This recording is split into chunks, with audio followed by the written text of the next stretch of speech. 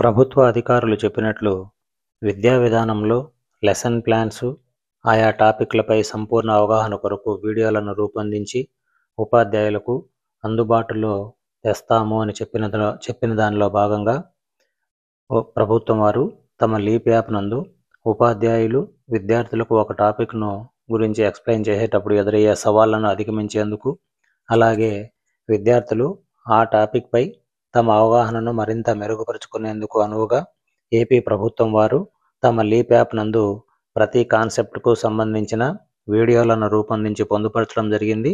ఆ వీడియోలను నెలవారీ సిలబస్ ప్రకారం పొందుపరచడం జరుగుతున్నది. ప్రస్తుతం జూన్ నెలకు సంబంధించిన టాపిక్స్ను పొందుపరిచినారు. అవి ఎలా వీక్షించాలో చూద్దాము.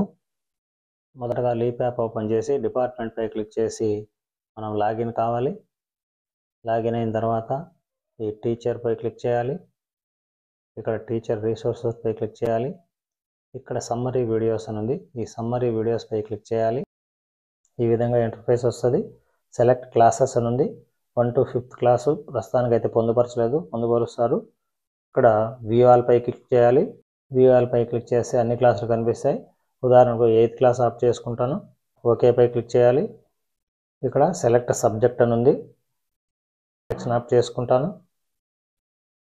దాని కింద సెలెక్ట్ చాప్టర్ ఉంది. మ్యాథమెటిక్స్లో జూన్ నెలకు సంబంధించి రేషనల్ నంబర్స్ టాపిక్ ఉంది కాబట్టి ఆ చాప్టర్ని ఇక్కడ పొందుపరచడం జరిగింది.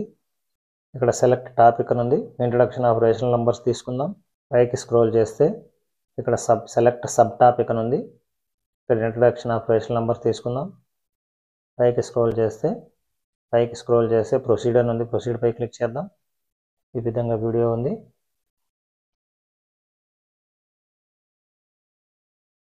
Number divided by 1 gives the number itself. In general, any natural number n can be represented as n by 1, and this form satisfies the definition of a rational number. We can say that every natural number is a rational number. Even whole numbers and integers can be written in a... ఈ విధంగా మ్యాథ్సే కాకుండా physics పై చూద్దాం. Physics పై click చేస్తే force and pressure అనే topic chapter ఉంది. Click చేస్తే select topics అని ఉంది.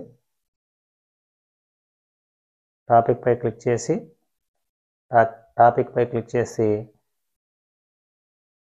పైకి స్క్రోల్ చేస్తే సెలెక్ట్ సబ్ టాపిక్ అని ఉంది. సబ్ టాపిక్ పై క్లిక్ చేసి ప్రొసీడ్ పై క్లిక్ చేయాలి.